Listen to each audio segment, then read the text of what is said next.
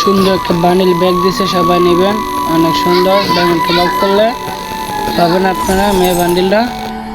এটা 2000 ডায়মন্ডে পাবে ফুল dress up, সাথে 100 ডায়মন্ডে একটা ইমোট ফ্রি।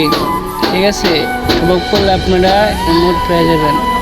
আর 2000 ডায়মন্ড পড়লে এই ড্রেস আপটা আপনারা নিতে পারবেন। ঠিক আছে, ভালো থাকুন, আসসালামু আলাইকুম।